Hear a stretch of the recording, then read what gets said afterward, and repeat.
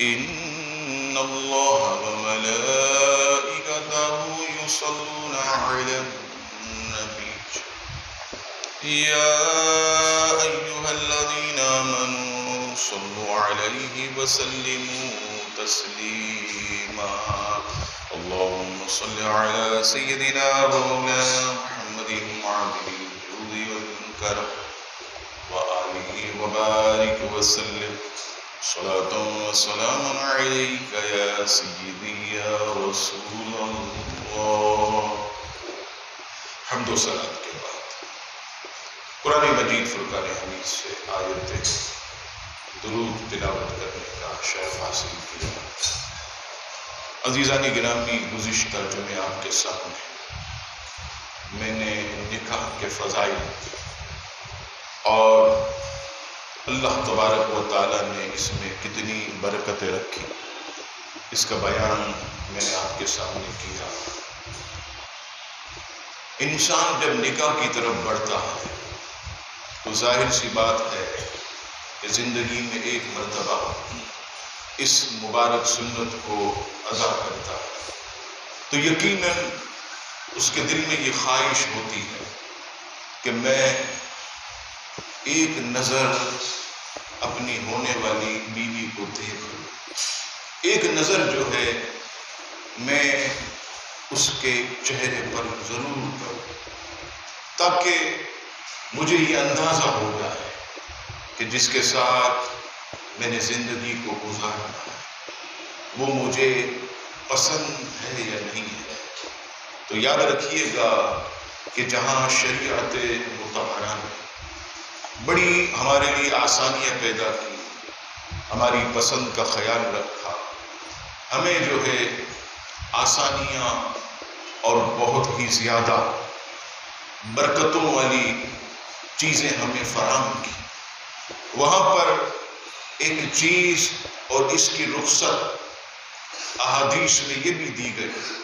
کہ جس کے متعلق حضرت امام نسائی، حضرت امام بیہقی اور امام دارقطنی تینوں محدثین نے اس روایت کو نقل کیا کہ حضرت مغیرہ ابن شعبہ رضی اللہ تعالیٰ سے روایت کہ انہوں نے فرمایا کہ میں بارگاہ رسالت صلی اللہ تعالی علیہ وسلم میں حاضر ہوا. اب میں نکاح کے لیے آگے بڑھ رہا تھا اور قرائن سے بھی حدیث پاک کے ایسا لگتا ہے کہ وہ نکاح کرنے کی تیاریوں میں مشغول تھے. تو نبی پاک صلی اللہ تعالیٰ علیہ وسلم نے آپ سے ارشاد فرمایا کہ اس عورت کو دیکھ لو، یہ اس امر سے زیادہ مناسب ہے کہ تمہارے مابین محبت پیدا ہو. یا رسول اللہ کتنا دیکھوں، یا رسول اللہ کن کن چیزوں پر نظر کروں؟ تو نبی پاک صلی اللہ تعالیٰ علیہ وسلم نے ارشاد فرمایا اے مغیرہ ابن شعبہ، تم صرف اس کے چہرے اور ہتھیلیوں کو دیکھنا. یعنی اس کا آسان طریقہ یہ ہے کہ اگر کسی لڑکی سے رشتہ کرنا آدمی کو مقصود ہو یا ارادہ بن جائے تو پھر ایک آسان کام یہ کیا جائے کہ لڑکے کو جو ہے وہ لڑکی والے اپنے گھر پر بلا لیں، والدین بھی ساتھ بیٹھے ہوں، بہنیں بھی بیٹھی ہوں، اور لڑکی جو ہے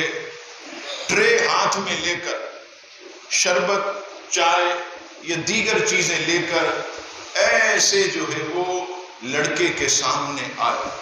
لڑکا جو ہے اس کے چہرے کو بھی دیکھ لے، اس کی ہتھیلیوں کو بھی دیکھ لے، اور وہ ٹرے رکھ کر جو ہے وہاں سے رخصت ہو جائے. شریعت نے جو ہے اس کی مکمل طور پر اجازت دی ہے. نبی پاک صلی اللہ تعالیٰ علیہ وسلم امام طبرانی رحمت اللہ تعالیٰ علیہ نقل فرماتے ہیں کہ نبی پاک صلی اللہ تعالیٰ علیہ وسلم جب کسی عورت کو نکاح کا پیغام دینے کا ارادہ فرمائے تو نبی پاک صلی اللہ تعالی علیہ وسلم خود تشریف نہ لے جائے، بلکہ حضرت انس بن مالک رضی اللہ تعالی ان کی والدہ حضرت ام سلیم کو بھیجتے اور فرماتے اے ام سلیم جاؤ اور اس عورت کو دیکھ لو جو تمہیں پسند ہوگی وہ مجھے بھی پسند ہے۔ یعنی نبی پاک صلی اللہ تعالی علیہ وسلم حضرت ام سلیم رضی اللہ تعالی عنہا پر بہت بھروسہ فرمایا کرتے اور بہت اسلام کے اندر یہ ذہین خاتون گزری ہیں تاریخ میں، آپ کی حکمتیں اور آپ کی اعلیٰ تربیتوں کے بہترین قسم کے واقعات موجود ہیں۔ تو اس سے پتہ چلا کہ اگر کوئی شخص نکاح کا ارادہ رکھے، اگر کوئی شخص جو ہے وہ شادی کرنا چاہے تو لڑکی کو ایک نظر دیکھ سکتا ہے، اس کے چہرے کو دیکھ سکتا ہے، اس کی ہتھیلیوں کی طرف وہ نظر کر سکتا ہے۔ اگر پسند آئے تو ہاں کہہ دے، پسند نہ آئے تو منع کر دے۔ یہ انسان کے لیے چوائس ہے، یہ انسان کے لیے جو ہے وہ شریعت نے جو ہے وہ اجازت فراہم کی ہے۔ لیکن یاد رکھیے گا یہاں پر حال بھی بڑا برا ہے۔ یہاں یہ ہوتا ہے کہ ایک کمرے کے اندر لڑکا لڑکی کو بند کر دیا جاتا ہے کہ خوب باتیں کرو، آپس میں جو ہے وہ دیکھ لو کہ ہم آہنگی کتنی ہے۔ پھر جو ہے معاذ اللہ بعض جگہوں پر تو جو ہے وہ گھمانے پھرانے کی بھی ترکیب ہوتی ہے، بعض جگہوں پر ہوٹل میں کھانا کھلانے کا بھی اہتمام ہوتا ہے۔ اتنا زیادہ آگے نہ بڑھا جائے۔ شریعت نے جو ہمیں اجازت دی ہے کہ صرف ایک نظر چہرے کو دیکھ لے یا ایک نظر ہتھیلیوں کو دیکھ لے، اگر پسند ہے تو ہاں کہہ دے، پسند نہیں ہے تو منع کر دے۔ یہ عزیزان گرامی شریعت مطہرہ میں جو ہے وہ اجازت ہے۔ اب آئیے اللہ اکبر، نبی پاک صلی اللہ تعالی علیہ وسلم نے اعلیٰ بیوی اور عظیم بیوی کی کیا خوبیاں ارشاد فرمائی ہیں۔ وہ کون سا رشتہ ہے کہ جو نبی پاک علیہ السلام نے اپنے غلاموں کے لیے پسند کیا، اور نبی پاک صلی اللہ تعالی علیہ وسلم نے ہمیں بھی جو ہے ایسی تعلیم عطا فرمائی۔ سب سے پہلی حدیث پاک ترمذی شریف کتاب النکاح حدیث نمبر جو ہے 1086، جناب رسول اللہ صلی اللہ تعالی علیہ وسلم نے ارشاد فرمایا جب تمہارے پاس ایسے لڑکے کا رشتہ آئے جس کی دینداری اور اخلاق تمہیں پسند ہو تو اس سے اپنی بیٹی کا نکاح کرو۔ اگر ایسا نہ کرو گے تو زمین میں فتنے اور لمبے چوڑے فساد برپا ہو جائیں گے۔ اس حدیث پاک کے تحت جو ہے مفسر شہیر مفتی احمد یار خان نعیمی رحمت اللہ تعالی علیہ مرآت المناجم جو کہ مشکات شریف کی شرح آپ نے فرمائی، اس میں فرماتے ہیں کہ لڑکی کے لیے دیندار جو ہے یہ عادات و اطوار کا درست لڑکا مل جائے تو محض مال کی ہوس میں اور کروڑ پتی کے انتظار میں جوان لڑکی کے نکاح میں دیر نہ کیا کرو۔ یہ مفتی صاحب فرماتے ہیں کہ اگر مالدار کے انتظار میں لڑکیوں کے نکاح نہ کیے گئے تو ادھر تو لڑکیاں بہت کواری بیٹھی رہیں گی اور ادھر لڑکے بہت سے بے شادی رہیں گے، جس سے بدکاری پھیلتی رہے گی۔ لڑکی والوں کو تنگ و آر کا سامنا کرنا پڑے گا۔ نتیجہ یہ ہوگا کہ خاندان آپس میں لڑیں گے، قتل و غارت گری ہوگی، جیسا کہ آج کل ہو رہا ہے۔ عزیزان گرامی آج اب دیکھیے کئی مقامات پر آپ کو یہ مثال ملے گی کہ ہم جو ہے لڑکے کو با اخلاق بھی دیکھتے ہیں اور پاتے بھی ہیں، لڑکے کو نمازی بھی دیکھتے ہیں، نمازی پاتے بھی ہیں، لڑکے کو جو ہے ہم جو ہے بہت بہترین قسم کا پاتے ہیں، لیکن کیا ہوتا ہے کہ وہ کم پڑھا لکھا ہوتا ہے، ہم منع کر دیتے ہیں، اس کی تنخواہ اتنی نہیں ہوتی، ہم منع کر دیتے ہیں۔ یاد رکھیے گا یہ جو رشتہ ہے جو ہماری بیٹی کا ہمارے گھر کی دہلیز تک آتا ہے یہ اللہ کی نعمت ہے، لیکن آج حال یہ ہو گیا کہ ہم اپنی بچیوں کو بہت زیادہ پڑھاتے ہیں، اور پہلے بھی میں نے عرض کیا کہ پڑھانا بیٹے کو چاہیے، کیونکہ وہ جتنا آگے بڑھے گا اور جتنا پڑھے گا، جتنی تعلیم حاصل کرے گا، اسے اچھی بہترین نوکری بھی ایسی ملے گی۔ لیکن معاملہ یہاں الٹ ہو گیا، لڑکوں کو جو ہے 7-6 جماعتیں پڑھا کر جو ہے کسی دکانوں پر بٹھا دیتے ہیں، کسی کے دفتر میں جو ہے کام پر لگا دیتے ہیں. اور بیٹی کیا کرتی ہے؟ ارے وہ پڑھ رہی ہے, اسے شوق ہے اور وہ آگے پڑھے گی. یہ پڑھتے پڑھتے اسکول کے بعد کالج ہوتا ہے, کالج کے بعد یونیورسٹی ہوتی ہے, یونیورسٹی کے بعد اور زیادہ آگے جو ہے ہماری بچیاں پڑھتی ہیں. اب جب رشتہ آتا ہے تو کہتے ہیں ارے ہماری بچی جو ہے وہ یونیورسٹی میں پڑھتی ہے, اور یہ جو لڑکے کا رشتہ آیا اس نے تو میٹرک کیا ہوا ہے. نہیں بابا نہیں, ہمیں تو جو ہے پڑھا لکھا لڑکا چاہیے. کیا ہوتا ہے, ہم انکار کر دیتے ہیں. پھر تھوڑے عرصے کے بعد جو ہے وہ انٹر پاس لڑکے کا رشتہ آتا ہے, کہا نہیں نہیں ہماری بچی تو یونیورسٹی میں پڑھتی ہے, منع کر دیا جاتا ہے. پھر بی کام پاس کا آتا ہے, پھر کہتے ہیں نہیں نہیں ہماری بچی تو یونیورسٹی میں پڑھتی ہے, منع کر دیتے ہیں. پہلے رشتہ آتا ہے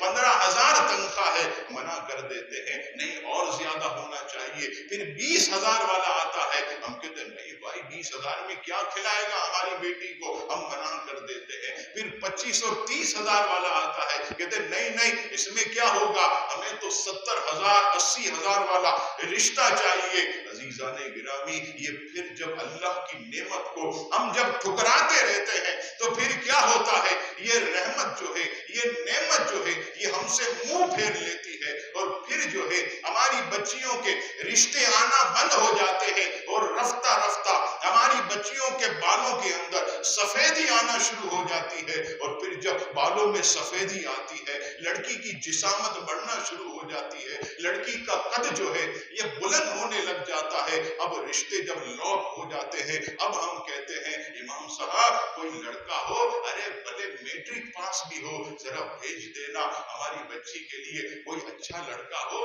بھلے امام صاحب 20,000 کماتا ہو, بھیج دینا. ارے پہلے تم کہاں سو رہے تھے جب تمہاری بچیوں کے رشتے بہترین آتے تھے؟ تمہیں تو ایسا لگتا ہے کہ جنت سے کوئی عظیم خوبصورت اور مالدار لڑکا وہ تمہاری بچی کے لیے چاہیے تھا. تم جو ہے انکار کرتے رہے, انکار کرتے رہے. رب تعالیٰ ناراض ہوتا رہا کہ تم نے اس کی رحمت اور اس کی نعمت کو ٹھکرا دیا. آج آپ دیکھیے اسی حالت کی وجہ سے خدا کی قسم آپ معاشرے کی طرف نظر دوڑائیے گا, میری بات آپ کو جو ہے وہ حق اور سچ نظر آئے گی. کئی ایسی بچیاں جن کی بال سفید ہو چکے ہیں, آپ پوچھیں اتنی پڑھی لکھی ہے, اتنی پڑھی لکھی ہے, کیوں رشتہ نہیں ہوا؟ وجہ کیا تھی کہ تاخیر کرتے گئے, تاخیر کرتے گئے. آج عزیزان گرامی اس وجہ سے جو ہے ایک نہیں ہزاروں لاکھوں بچیاں جو ہے وہ اپنے گھروں پر بیٹھی ہیں. اس لیے میرے بھائیوں, میری یہ آواز یہ خواتین تک بھی جاتی ہے, اے میری بہنوں, آپ جو ہے وہ تنخواہ کو نہ دیکھیں, آپ جو ہے تعلیم کو نہ دیکھیں, آپ جو ہے لڑکے کی خوش اخلاقی دیکھیں, آپ جو ہے لڑکے کی دینداری دیکھیں, آپ لڑکے کی جو ہے بہترین خوبیاں دیکھ کر اس کے ساتھ اپنی بیٹی کا رشتہ کر دیں. کیا پتا آپ کی بیٹی کے ساتھ اس کی شادی ہو اور اللہ تعالیٰ جو ہے اس کے رزق میں اور برکت عطا فرما دے. آپ کی بچی کے قدم جو ہے ان کے گھر میں جائیں اور اللہ تبارک و تعالیٰ آپ کے گھروں میں جو ہے اپنی رحمتوں کا نزول فرما دے. یہ عزیزان گرامی ہم سب کو جو ہے یہ سوچ جو ہے وہ رکھنی چاہیے. اسی طرح جب ہم لڑکی دیکھنے کے لیے جاتے ہیں تو اس سے جو ہے ہم تعلیم پوچھتے ہیں, اس بچی سے جو ہے ہم اخلاق اور دیگر چیزیں پوچھتے ہیں, لیکن یہ نہیں پوچھتے کہ بیٹا نماز کیوں نہیں پڑھتی, اے بیٹا نماز کی طرف کیا رجحان ہے,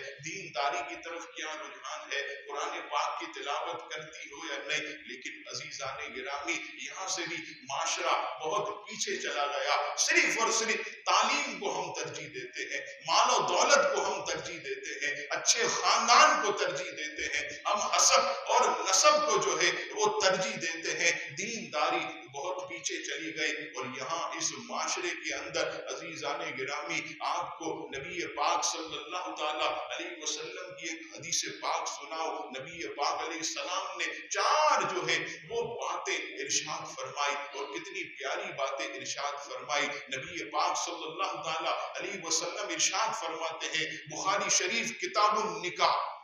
حدیث نمبر 5090, اللہ اکبر, حضور علیہ السلام فرماتے ہیں کہ عورت سے نکاح 4 باتوں کی وجہ سے کیا جاتا ہے. اور آپ دیکھیے یہی 4 باتیں آپ کو نظر آئیں گی جو 1400 سال پہلے حضور علیہ السلام نے ارشاد فرمائے. آپ علیہ السلام فرماتے ہیں کہ لڑکی سے نکاح 4 باتوں کی وجہ سے کیا جاتا ہے. سب سے پہلے اس کا مال دیکھا جاتا ہے، مالدار ہے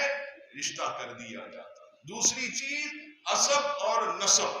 اعلیٰ خاندان، اعلیٰ نسب. تیسری چیز حسن و جمال، خوبصورتی.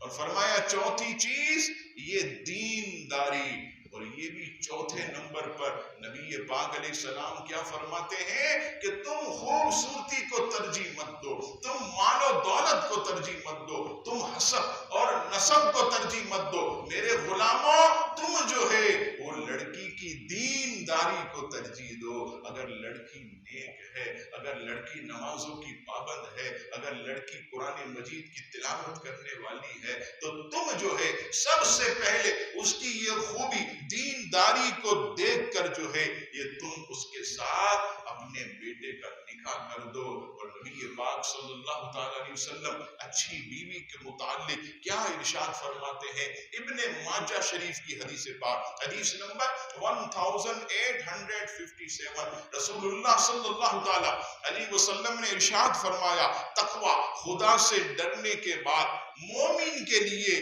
نیک بیوی سے بہتر کوئی چیز نہیں ہے. یعنی اللہ تبارک و تعالی سے ڈرنے کے بعد، تقوی اور پرہیزگاری کے بعد اگر کوئی دوسری نعمت کسی انسان کو ملتی ہے تو وہ نیک بیوی ہے، اللہ سے ڈرنے والی ہے. اور فرمایا اگر اسے کیسی نیک بیوی کہ اگر وہ حکم کرتا ہے تو فوراً اس کی اطاعت کرتی، اگر وہ اس کی طرف دیکھے تو مسکرا کر اسے خوش کر دے، اور اگر وہ کسی چیز پر قسم کھا بیٹھے تو بیوی اس کی قسم کو سچا کر دے. اور فرمایا اگر وہ کہیں چلا جائے تو اپنے شوہر کی عزت اور اس کے مال میں وہ بھلائی کرے، یعنی خیانت نہ کرے. اب بتائیے موجودہ دور کے اندر عزیزان گرامی یہ نیک بیوی کتنی بڑی اللہ کی نعمت ہے. ورنہ ہر تیسرا آدمی یہ بیچارہ رو رہا ہوتا ہے کہ بیوی ہماری بات نہیں سنتی ہے، بیوی جو ہے وہ ہماری طرف محبت سے نہیں دیکھتی ہے، بیوی جو ہے ہماری اطاعت نہیں کرتی ہے، بیوی جو ہے ہمارے مال کا خیال نہیں رکھتی ہے، بیوی جو ہے ہماری عزت کا پاس نہیں رکھتی ہے. ہم جو ہے کئی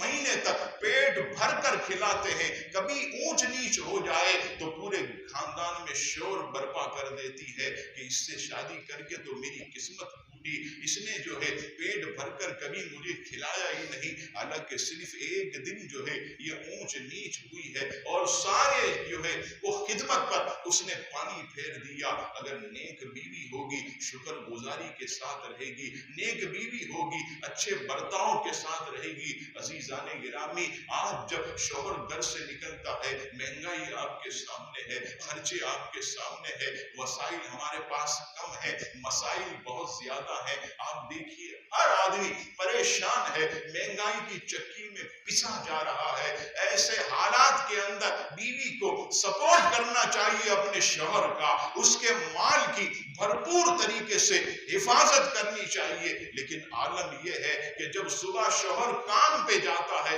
تو بیوی کہتی ہے ارے جا کر ڈکیتی مارو، جا کر چوری کرو، ہمیں آج کا خرچہ چاہیے، ہمیں آج کا جو آج پورے دن خرچہ ہونا ہے وہ ہمیں چاہیے. یہ آج کل کی بیویاں جو ہے اپنے شوہر کو صبح یہ کہہ کر بھیجتی ہیں. وہ عورتیں تھی اللہ اکبر جن کے بارے میں ہم پڑھتے ہیں کتابوں میں تو ایسا لگتا ہے کہ یہ کوئی خواب نظر آ رہا ہے. ایسی بھی عورتیں کیا دنیا میں ہوتی ہیں؟ اللہ اکبر یہ کیسی عورتیں تھی میں آپ کی خدمت میں عرض کروں. یہ وہ عورتیں تھی، یہ وہ بیویاں تھیں، وہ پاک دامن وہ ہستیاں تھیں، وہ اللہ سے ڈرنے والی ایسی عورتیں تھیں کہ جن کا مقام اتنا بلند تھا کہ جب صبح فجر کی نماز پڑھنے کے بعد ناشتہ کرنے کے بعد جب شوہر گھر سے نکلتا تو کیا کہتی؟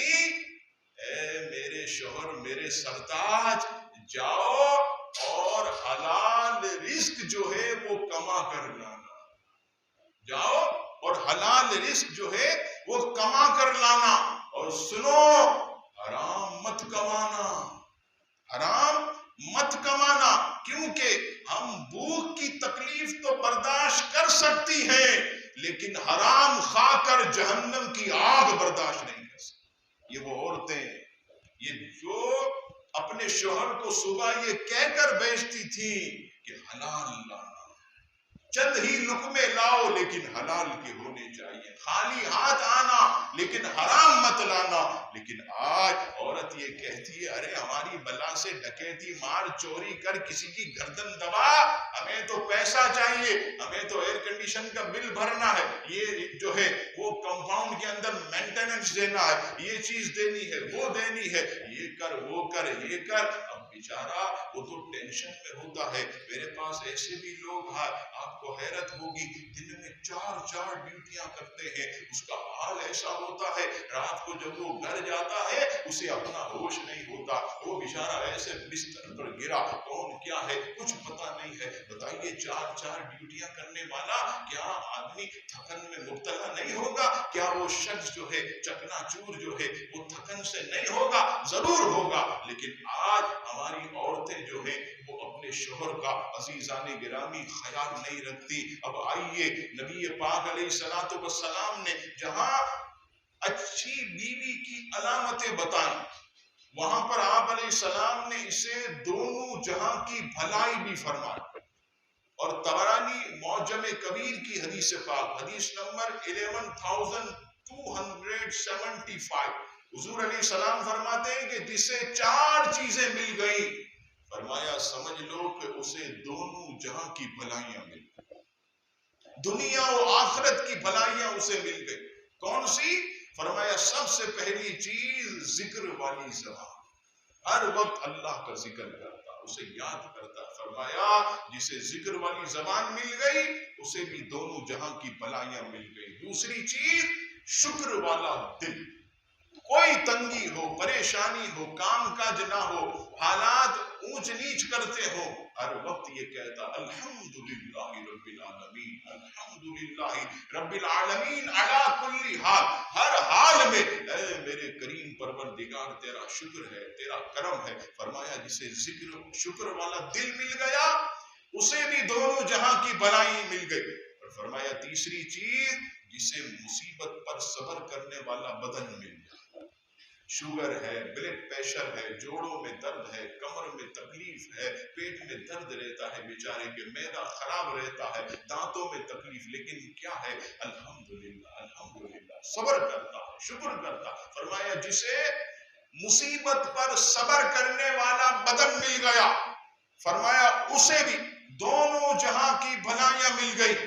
آخری فرمایا چوتھی چیز جس کا تعلق ہمارے عنوان سے وہ یہ ہے، فرمایا جسے ایسی بیوی مل جا جو شوہر کے پیچھے اس کی عزت اور اس کے مال کا خیال رکھے، فرمایا اسے بھی دونوں جہاں کی بھلائیاں مل گئی۔ آپ بتائیے اس دور میں ایسی بیوی لائیں گے کہاں سے، ایسی عورت لائیں گے کہاں سے کہ جو مرد کے پیچھے، شوہر کے پیچھے اس کی عزت اور اس کے مال کا خیال رکھ۔ کتنی دنیا میں ایسی عورتیں ہیں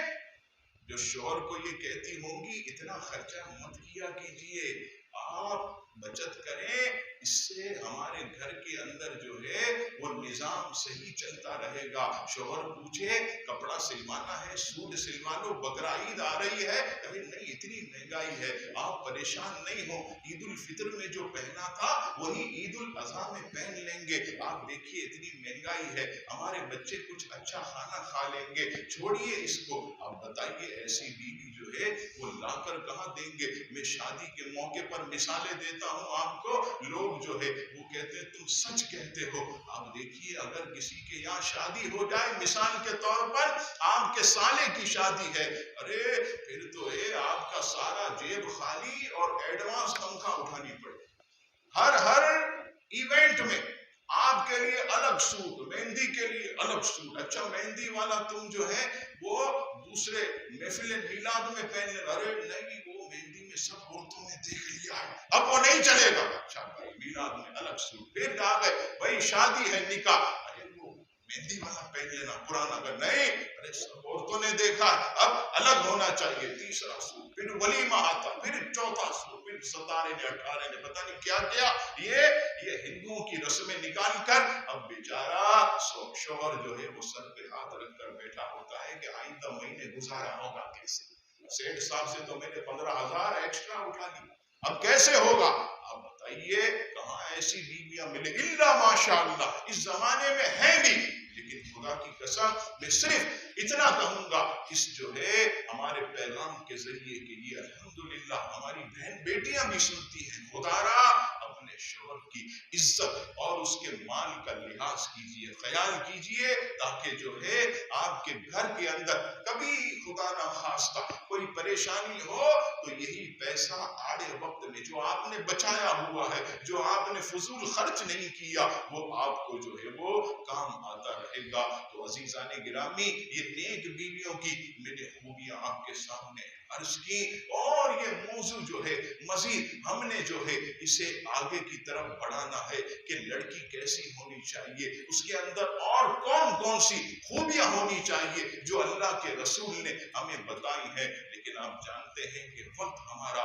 یہ بالکل جو ہے ساتھ نہیں دیتا اور اختتام کی طرف جا رہا ہے، اس لیے میں اس کو یہیں پر روک کر آئندہ جمعہ آپ کے سامنے جو ہے اچھی بیوی کی خوبیاں اس پر میں عرض کروں گا، اور کون کون سی مزید اس کے اندر چیزیں ہونی چاہیے وہ بھی عرض کروں گا۔ پسند کی شادی کیا ہے، ماں باپ ناراض ہو پھر بھی رشتہ کرنا، کورٹ میں جا کر لڑکا لڑکی کا شادی کر کے ماں باپ کے دلوں کو جو ہے وہ دکھ پہنچانا، یہ کیسا ہے، اس پر انشاءاللہ تبارک و تعالی آئندہ جمعے کے موقع پر آپ کی خدمت میں عرض کروں گا۔ اللہ تبارک و تعالی ہم سب کو عقل سلیم عطا فرمائے۔ آخر میں عزیزان گرامی جو ایک سانحہ آپ جانتے ہیں کہ بھارت کی سرزمین پر ہوا، اور اس سے پہلے عزیزان گرامی 1927 یا 1929 یعنی بھارت کی سرزمین پر کم و بیش 100 سال کے بعد دوبارہ اس طرح کھلے عام نبی پاک علیہ السلام کی شان میں گستاخی، اس سے پہلے 1925 یا 1927 کے اندر اللہ اکبر ایک جو ہے گستاخ رسول جس نے نبی پاک علیہ السلام کی بے ادبی پر رنگیلا رسول کے نام سے اس نے جو ہے وہ ایک کتاب لکھی، اور اللہ اکبر حضرت غازی علم الدین رحمت اللہ تعالیٰ علیہ کھڑے ہو کر انہوں نے جو ہے اس کے خلاف اعلان جہاد بلند کیا، اور غازی علم الدین نے اٹھ کر اس خبیث کو جو ہے جے پال جسے کہتے ہیں اس کا کام تمام کیا۔ وہ سب سے بڑی گستاخی بھارت کی سرزمین پر ہوئی جب پاکستان نہیں بنا تھا، اور اس کے بعد کم و بیش 100 سال کے بعد آج پھر جو ہے انڈین کے اندر جو سب سے انتہا پسند جماعت جسے بی جے پی کہا جاتا، اور انڈیا کے اندر واجبہ یہ اس کا نام ہے، اس کی ایک عورت نے میڈیا پر آ کر کھلے عام جو ہے نبی رحمت صلی اللہ تعالی علیہ وسلم کی شان میں گستاخی کی، اور آپ کو حیرت ہوگی یہ جو ہے تقریباً 19 یا 20 مئی کا یہ واقعہ، آج تو تقریباً 10 جون ہو گئے، 19 یا 20 مئی کو اس عورت نے جو ہے انڈین چینل پر بیٹھ کر شان رسالت صلی اللہ تعالی علیہ وسلم نے گستاخی کی، اور سب سے پہلے کس نے اس چیز کو پکڑا؟ آپ کو حیرت ہوگی، اللہ جس سے کام لے لے، عرب کی سرزمین جو ہمیشہ سوئی رہتی ہے اس دفعہ انہوں نے کام دکھایا، اور عمان کے مفتی اعظم نے سب سے پہلے جو ہے پوری دنیا کے اندر سب سے پہلے عمان کے مفتی اعظم نے جو ہے اس کے خلاف فتویٰ دیا، اور وہاں سے پوری دنیا کو یہ پتا چلا کہ بھارت کی سرزمین پر نبی پاک صلی اللہ تعالیٰ علیہ وسلم کی شان میں گستاخی ہوئی ہے۔ عزیزان گرامی یہ یاد رکھیے گا، ہم یہاں بیٹھ کر کوئی فتنے فساد کی بات نہیں کرتے، ہم یہاں بیٹھ کر کسی کے خلاف کوئی جہاد کی بات نہیں کرتے، لیکن اتنا ضرور کہیں گے کہ جب ہم تمہارے کسی بڑے پر انگلی نہیں اٹھاتے، جب ہم تمہارے مذہب کو نہیں چھیڑتے، تو پھر تم جو ہے ہمارے آقا و مولا صلی اللہ تعالیٰ علیہ وسلم کی شان میں کیوں گستاخی کرتے ہو؟ کیوں نبی پاک صلی اللہ تعالیٰ علیہ وسلم کی شان میں بے ادبی کی جاتی ہے؟ آج جو ہے اس عورت کی وجہ سے آپ دیکھیے پورے عالم اسلام میں بے چینی پائی جاتی ہے۔ آج عرب سے زیادہ مسلمان جو ہے اس کا دل جو ہے نبی پاک علیہ السلام کی گستاخی کی وجہ سے رنجیدہ ہوا ہے، انہیں ٹھیس پہنچی ہے، انہیں تکلیف پہنچی ہے۔ تو ہم جو ہے یہ بات بھارت سے بھی کہیں گے اور ان کی حکومت سے بھی کہیں گے کہ ان چیزوں سے، ایسی شرمگیزیوں سے اپنے لوگوں کو روکا جائے، اپنے میڈیا کو ان چیزوں سے روکا جائے، ورنہ یاد رکھیے گا یہ آگ بڑھتی چلی جائے گی، بڑھتی چلی جائے گی، اور پھر جو ہے کوئی غازی علم الدین کھڑا ہوگا اور وہ جو ہے گستاخ کا کام تمام کرتا رہے گا۔ اور میں پہلے بھی عرض کر چکا کہ اگر ہم گستاخ رسول کو نہیں پکڑتے، اور یہی گستاخ رسول جو ہے جب دھڑلے کے ساتھ گھومتا ہے اور جب دھڑلے کے ساتھ سینہ چوڑا کر کے جب وہ نکلتا ہے تو پھر عاشقوں میں بے چینی پیدا ہوتی ہے، پھر جو ہے غازی عبد القیوم جیسے لوگ پیدا ہوتے ہیں، پھر جو ہے غازی ممتاز قادری جیسے لوگ پیدا ہوتے ہیں، پھر جو ہے ایسے غازی تنویر جیسے مرد کلندر پیدا ہوتے ہیں۔ اگر تم جو ہے گستاخوں کو سزا دینا شروع کر دو، اگر تم گستاخوں کو کیفر کردار تک پہنچانا شروع کر دو، تو ایسے غازی جو ہے پھر کھڑے نہیں ہوں گے، انہیں آنے کی ضرورت نہیں ہوگی۔ اگر گستاخوں کو سزا مل جائے تو کوئی بھی جو ہے آ کر کسی گستاخ کو قتل نہیں کرے گا۔ لیکن یہاں کمزوری ہے ہماری حکومتوں کی، یہاں کمزوری ہے ہماری ایجنسیز کی، یہاں کمزوری ہے ہمارے سیکیورٹی عناصر کی کہ وہ گستاخوں کو جب کھلا چھوڑ دیتے ہیں، بے لگام گھوڑے کی طرح جب انہیں چھوٹ دے دی جاتی ہے، پھر عاشق رسول کھڑے ہوتے ہیں اور وہ کہتے ہیں کہ سنو، تمہاری عدالت میں گستاخ کی سزا جو بھی ہو، عاشقوں کی عدالت میں گستاخ رسول کی سزا صرف اور صرف موت ہے، صرف اور صرف جو ہے وہ قتل ہے۔ اس لیے ہم جو ہے یہ بھارت سے یہ مطالبہ کرتے ہیں کہ اس سے پہلے کہ کوئی غازی کھڑا ہو جائے، کوئی مرد کامل کھڑا ہو جائے، جلد از جلد جو ہے اس گستاخ عورت کو کیفر کردار تک پہنچائے، جلد از جلد جو ہے اس عورت کو اس کی سزا دی جائے، تاکہ نبی پاک صلی اللہ تعالیٰ علیہ وسلم کے گستاخ جو ہے وہ پیدا نہ ہو۔ اللہ تبارک و تعالیٰ ہم سب کو نبی پاک صلی اللہ تعالیٰ علیہ وسلم کا با ادب بنائے، ہمیں بھی جو ہے ہر قسم کی گستاخی اور گستاخوں کے شر سے رب کریم ہم سب کو محفوظ فرمائے، آمین۔ وما علینا الا البلاغ المبین۔ آخر میں اعلان انشاءاللہ تبارک و تعالیٰ کل بروز ہفتہ والدہ کی جو ہے میری دوسری برسی ہے، تو ہم نے ایک پروگرام نبی پاک صلی اللہ تعالیٰ علیہ وسلم کے والدین کے حوالے سے، حضور علیہ الصلوۃ والسلام کے والدین کی یاد میں ایک عظیم الشان کل جو ہے وہ محفل ہوگی انشاءاللہ تبارک و تعالیٰ۔ عشاء کی نماز 9:05 میں 9:30 بجے عظمت والدین مصطفیٰ پر خطاب شروع ہو جائے گا، پھر انشاءاللہ تبارک و تعالی الحاج محمد شکیل قادری کوئل مدینہ بہت میٹھا اور بہت پیارا پڑھتے ہیں، وہ مخصوص کلام جو ہے انشاءاللہ تبارک و تعالی پڑھیں گے، اور انشاءاللہ 11 بجے دعا کے ساتھ اس محفل کا اختتام ہوگا۔ آپ بھی آئیں، اپنے ساتھیوں کو بھی لائیں، اور جتنی بھی جو ہے خواتین ہیں انہیں بھی دعوت دیں۔ خواتین کے لیے پردے کا بھی جو ہے وہ اہتمام ہے انشاءاللہ تبارک و تعالی۔ کل بعد نماز عشاء انشاءاللہ ہماری یہ محفل جو ہے وہ منعقد ہوگی۔ دوسرا اعلان جو ہے ماہانہ قصیدہ بردہ شریف جو کہ جامع مسجد صابری میں ہوگا، آج انشاءاللہ عشاء